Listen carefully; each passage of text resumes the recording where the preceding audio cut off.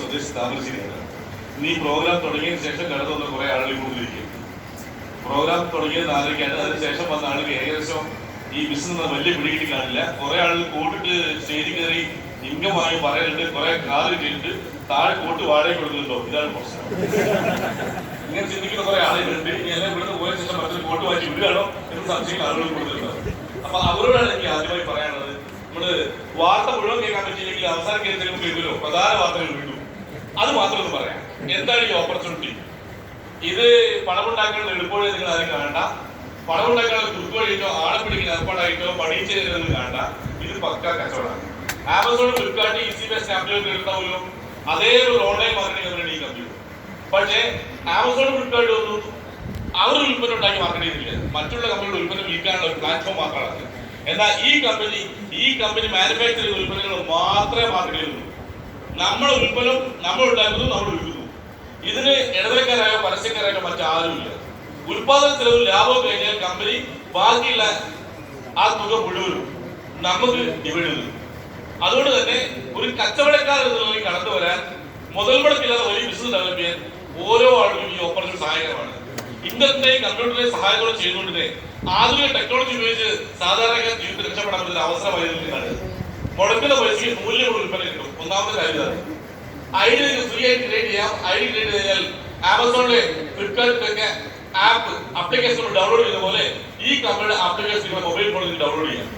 അതിനുശേഷം ഈ കമ്പനി മാർക്കറ്റിൽ എല്ലാ ഉൽപ്പന്നങ്ങളും ഹോൾസെയിൽ റേറ്റിൽ വാങ്ങി ഉപയോഗിക്കാം. ഒന്നാമത്തെ ഓപ്പർച്യൂണിറ്റി. രണ്ടാമത് ഹോൾസെയിൽ റേറ്റിലുള്ള ഉൽപ്പന്നം MRP വിൽക്കാം, വിറ്റ് കാശുണ്ടാക്കാം. നിങ്ങളുടെ നാട്ടിൽ എല്ലാ കച്ചവടത്തിനും ചെയ്യുന്നതാണ്. എല്ലാവരും ഹോൾസെയിൽ റേറ്റിൽ സാധനം വാങ്ങിച്ചു MRP വിൽക്കുന്നു. ഇതേപോലെ കട വെക്കാതെ ഉൽപ്പന്നം വിൽക്കാം എന്നുള്ളതാണ് രണ്ടാമത്തെ ഓപ്പർച്യൂണിറ്റി. മൂന്നാമത് നമ്മുടെ നാട്ടിലെ വലിയ പണക്കാരെ ഹോൾസെയിൽ കച്ചവടം ചെയ്യാൻ വേണ്ടിയിട്ടല്ലോ എല്ലാ കടയിലും സാധനങ്ങൾ സ്റ്റോക്ക് അയക്കുന്നു, അവിടെ കച്ചവടം എടുത്ത് ലാഭം എടുക്കുന്നു.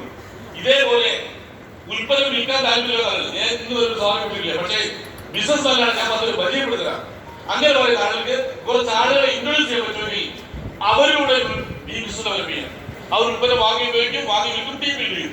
അതിന്റെ എല്ലാം ഒരു 4% ലാഭവിധം കമ്പനി നിങ്ങൾക്ക് വേണ്ടി മാറ്റിവെക്കും.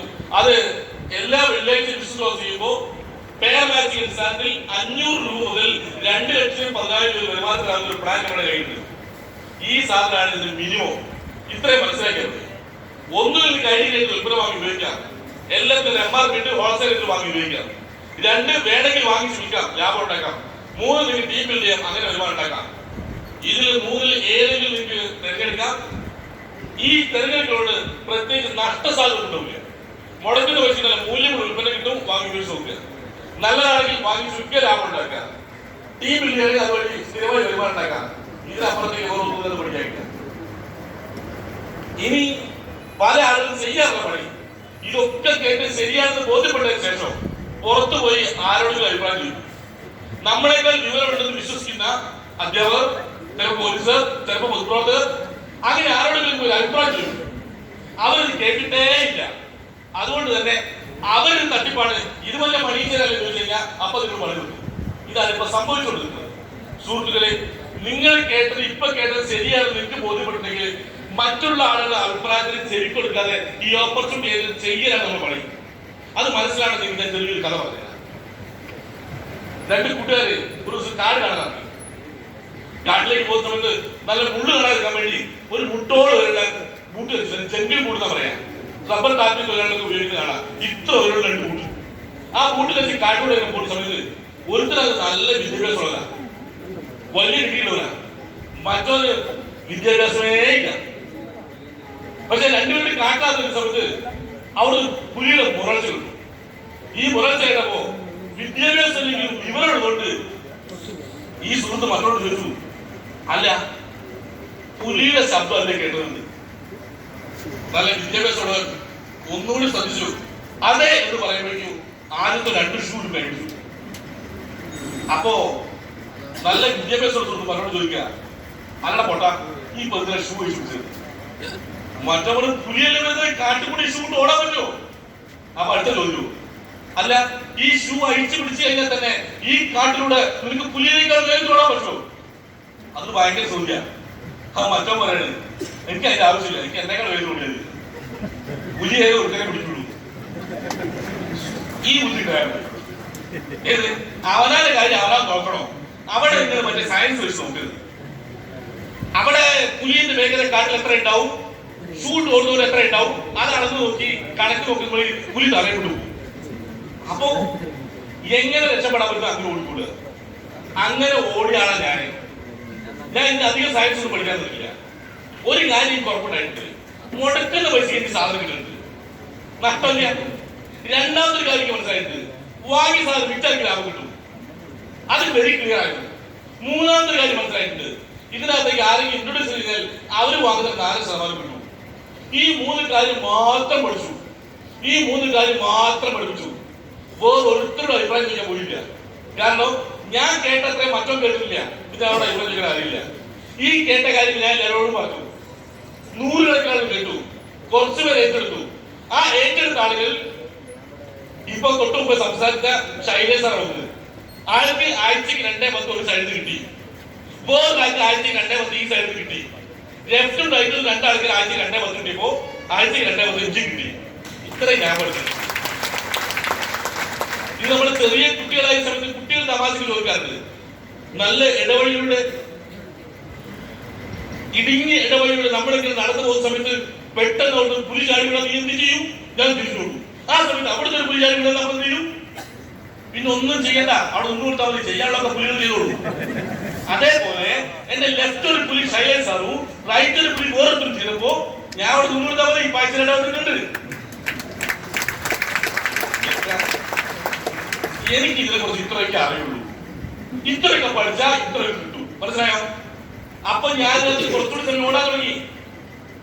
അങ്ങനെ ഓടാൻ തുടങ്ങിയപ്പോ ആഴ്ചക്ക് 2-10 കിട്ടാൻ തുടങ്ങിയപ്പോ എന്റെ ഭാര്യ ചോദിച്ചു, ഇങ്ങനെ മാത്രമേ കിട്ടുള്ളൂ, പെണ്ണിന് കിട്ടുമോ? ഞാൻ പറഞ്ഞത് ആണിനും പെണ്ണിനും ആഴ്ചക്ക് 2-10 ഒരേപോലെ നമ്മുടെ കമ്പനി കൊടുക്കുന്നുണ്ട്, അത് നിനക്കും വാങ്ങിച്ചു തരാം. ഇപ്പൊ ഒരു മേഡം നേരത്തെ സംസാരിച്ച് കോളി മേഡം പറഞ്ഞേ കേട്ടോ, ഞാൻ ട്രെയിനിലാണ് ഉറങ്ങുന്നത്, എന്റെ ഉറക്കം മുഴുവൻ ട്രെയിനിലാണത്. പക്ഷെ എന്റെ ഭാര്യ വീട്ടിൽ തന്നെ ഉറങ്ങല്, ഞാൻ ഭാര്യയോട് ഉറങ്ങില്ല. അങ്ങനെ ഭാര്യയുടെ അഴിയിട്ട് അവരിപ്പോ അതിനകത്ത് കിട്ടി ആഴ്ച 2-10, ഞാൻ 2 ആഴ്ച 2-10 കിട്ടി. ഇനി ഉറക്കിന്റെ കാര്യം, ഈ പണം കിട്ടാൻ വേണ്ടി, ഇൻകം ഉണ്ടാക്കാൻ വേണ്ടി ഞാൻ ഓടിപ്പാഞ്ഞ് പണിയെടുത്തപ്പോ എന്റെ കൂടെ വന്ന ആളുകൾ വരുമാനം കിട്ടുമ്പോ എന്റെ കയ്യിൽ പ്രോത്സാഹിച്ചപ്പോ എനിക്ക് വേഗത്തിൽ വരുമാനം ഉണ്ടാക്കാൻ ആഗ്രഹം കൂടിയപ്പോ ഞാൻ ഉറക്കല തുടങ്ങി. മേഡം ട്രെയിനിൽ ഉറങ്ങിയില്ല, ഞാൻ ട്രെയിനിൽ ഉറങ്ങിയില്ല, ഉറക്കല തുടങ്ങി. അപ്പൊ നാട്ടുകാർ മുഴുവൻ പറഞ്ഞ് കണ്ടോ വലിയ പൈസ ഉണ്ടാക്കുന്ന ഓടത്തിലാണ്, ഒരു തീരെ ഓർക്കല്ല, അവർ തീരെ ഓർക്കില്ല, പണം ഉണ്ടാക്കി ഓടത്തില്ല. പക്ഷെ ഇതൊക്കെ എവിടെ വരെ പോകും നമുക്കറിയാം. 6 മാസം ഓടും, പിന്നെ കാണാം. പക്ഷെ 6 മാസം കഴിഞ്ഞപ്പോ ഞാൻ ഉണ്ടായി ട്രക്ക് എടുത്തു. അത് കഴിഞ്ഞ് 6 മാസം കൊല്ലം കഴിഞ്ഞപ്പോ 53 ലക്ഷം ഓടി കൂട്ടെടുത്തു. അത് കഴിഞ്ഞ് കുറച്ച് കഴിഞ്ഞപ്പോ 1 കോടി സ്ഥലം എടുത്തു. സുഹൃത്തുക്കളെ, ഇപ്പൊ വെള്ളി കുറക്കല്ല, നാട്ടുകാർ കുറക്കല്ല, ഓരോ ഉറങ്ങുന്നുണ്ട്. അപ്പൊ ഞാൻ പറഞ്ഞ കുറച്ചു കാലം നമ്മൾ ഉറക്കങ്ങൾ പണിയെടുത്താ പിന്നെ നാട്ടുകാർ ഉറക്കങ്ങൾ പണിയെടുത്തോളൂ. അതാണ് ഈ ഓപ്പർച്യൂണിറ്റി വരുമ്പോൾ പറയുന്നത്. സുഹൃത്തുക്കളെ, എന്തിനും നിങ്ങൾ ഈ ഓപ്പർച്യൂണിറ്റി ചെയ്യാതിരിക്കണം. ചെയ്യാനുള്ള കാരണങ്ങൾ ഞാൻ പറഞ്ഞു. ഇതിനകത്ത് ഭാഗമായി കരുതുന്ന ആളുണ്ടാവുമല്ലോ, ഇത് ചെയ്യാതിരിക്കാൻ എന്തെങ്കിലും ഒരു കാരണം നിങ്ങൾ പറഞ്ഞാൽ, ഇത് ചെയ്യാൻ 100 ചില കാര്യം ഞാൻ പറഞ്ഞുതരാം. ചെയ്യാതിരിക്കാൻ എന്തെങ്കിലും ഒരു കാരണം പറയും, എന്തെങ്കിലും കുഴപ്പമില്ല. മുടക്കുന്ന പൈസക്ക് ഉൽപ്പന്നം കിട്ടുന്നത് നിങ്ങൾ പണി ചെയ്യുന്ന വിളിക്കുക, മുടക്കുന്ന പൈസക്ക് മൂല്യമുള്ള ഉൽപ്പന്നം നിങ്ങൾ പണി ചെയ്യുന്ന പറയാ. അങ്ങനെ നിങ്ങൾ കടയിൽ സാധനങ്ങളൊക്കെ പണി ചെയ്യാനേ.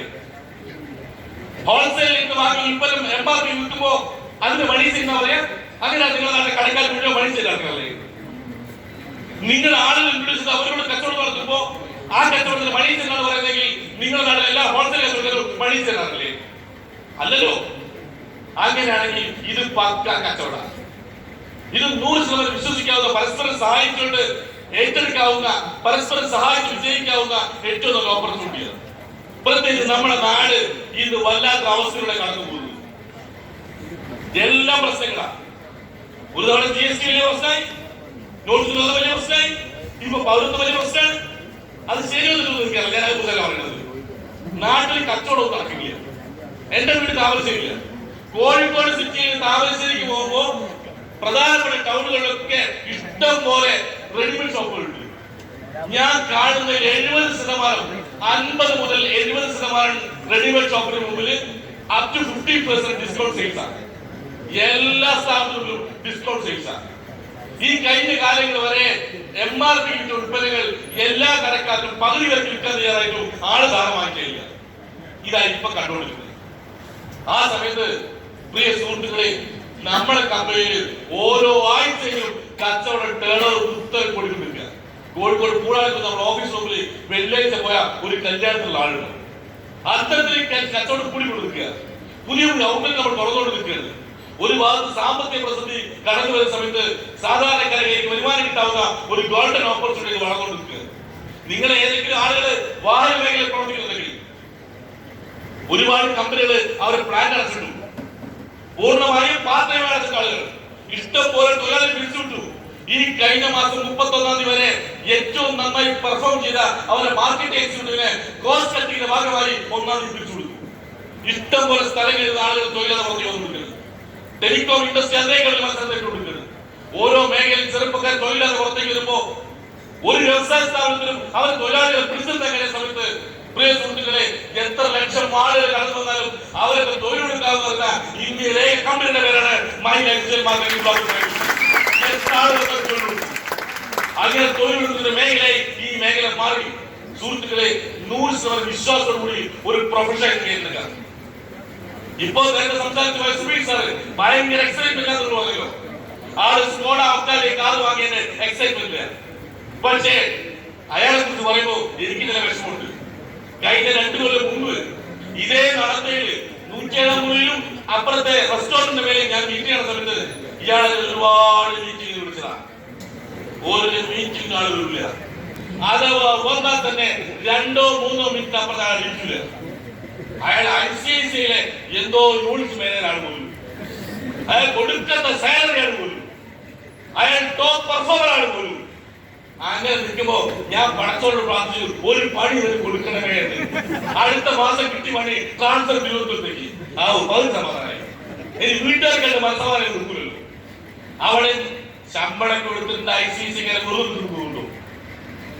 ഒരു ഭാഗത്ത് സാലറിന്റെ പ്രഷർ ഉണ്ടെങ്കിൽ മറ്റേ ഭാഗത്ത് കൊടുക്കുന്ന പ്രഷർ ഉണ്ടാവും. അങ്ങനെ പ്രഷർ കൂട്ടി കൊടുക്കും. ഇവിടെയാണെങ്കിൽ നമ്മൾ ടീം ലെഫ്റ്റ് നയിക്കാൻ ലീഡാവുകയും ചെയ്തു. സുഹൃത്തുക്കളെ, ഞാൻ ആഗ്രഹിച്ചത് പോലെ തന്നെ ഞാൻ പ്രാർത്ഥിച്ചു, ദൈവം തന്നു.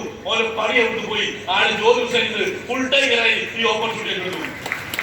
അപ്പോ ICICI പ്രൊഫഷണൽ കേട്ടിരുന്ന ആളുകൾ ICICI വിട്ട് ഫുൾ ടൈമറായി ഈ ഓപ്പർച്യൂണിറ്റി എടുത്ത് അന്നില്ലാത്ത കാറ് സ്കോഡ ഒക്ടാവിയ വാങ്ങിയപ്പോ ഇപ്പൊ ICICI കൂടെ പഴുന്ന എല്ലാവരും ചോദിക്കണേ, ഞാനും പോരട്ടെ കൊണ്ടുവരുന്നത്. ഇതാണ് സ്ഥിതി.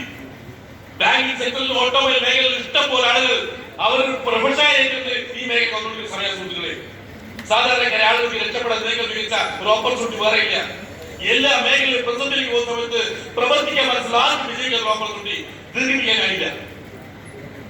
പണിയെടുക്കാൻ മനസ്സിലാക്കി വിജയിക്കാൻ മികച്ച ഒരു ഓപ്പർച്യൂണിറ്റി ലോകത്തില്ല. ഞാൻ നിങ്ങൾക്ക് കൈകോർത്ത് നിൽക്കുകയാണെങ്കിൽ നമുക്ക് ഒരുമിച്ച് വിജയിക്കാം. ഒരു പക്ഷേ എന്തെങ്കിലും കാര്യം കൊണ്ട് ഈ മേഖലയിൽ സക്സസ് ആവാൻ പറ്റിയില്ല, അങ്ങനെ നെഗറ്റീവ് സംഭവിച്ചിരിക്കുക. ഒരു കാര്യത്തിൽ ഉറപ്പിച്ച് പറയും, നിങ്ങൾക്ക് ഒരു നഷ്ട സാധ്യത ഉണ്ടാവില്ല. ഏത് ബിസിനസ് തുടങ്ങിയാൽ നഷ്ടമില്ലാതെ എനിക്ക് വിജയിക്കാൻ പറ്റും പറയുന്നത് വേറെ മേഖലകൾ നഷ്ടസാധ്യത തീരെയില്ല. വിജയിക്കാൻ ഒരു വിജയിക്കാം, ഇല്ലെങ്കിൽ നഷ്ടപ്പെടാനൊന്നുമില്ല. അതുകൊണ്ട് ഇന്ന് ഈ ഓപ്പർച്യൂണിറ്റി കേട്ട മുഴുവൻ ആളോട് ഞാൻ പറയുന്നു, സുഹൃത്തുക്കളെ, ഒരു കൈ മാത്രമേ ശബ്ദം ഉണ്ടാവില്ല, 2 കൈ ഒരുമിച്ച് ചേരണവും. ഒരു കൈ വെക്കാൻ ഞങ്ങൾ തയ്യാറാണ്, ഒരു കൈ വെക്കാൻ നിങ്ങൾ തയ്യാറാണെങ്കിൽ ഒരുമിച്ച് വിജയിക്കുന്ന ഓപ്പർച്യൂണിറ്റി ധൈര്യമായി കടന്നുകൊണ്ട് മാത്രം പറഞ്ഞുകൊണ്ട് ഇന്നത്തെ ഓപ്പർച്യൂണിറ്റി പ്രസിഡന്റ് വളരെ മനോഹരമായി കൈകാര്യം ചെയ്ത് നമ്മുടെ വൈദ്യുതി സംസ്ഥാനത്ത് എക്സ്പീരിയൻസ് ചെയ്ത ഓരോ ലീഡേഴ്സിന് അതുകൊണ്ട് ഞങ്ങൾ ഓരോരുത്തരെയും ക്ഷണിക്കാതെ ഇവിടെ എത്തി ഇത്രയും സമയം ഞങ്ങൾക്ക് സ്പെൻഡ് ചെയ്ത നിങ്ങൾക്ക് ഓരോരുത്തർക്കും ഈ മേഖലയിൽ വലിയ വിജയങ്ങൾ ഉണ്ടാവട്ടെ എന്ന് ആത്മാർത്ഥമായി പ്രാർത്ഥിച്ചുകൊണ്ട് എല്ലാവർക്കും കൃത്യമായി നന്ദി രേഖപ്പെടുത്തിക്കൊണ്ട് ഈ പ്രസന്റേഷൻ അവസാനിച്ചായിരിക്കുന്നു.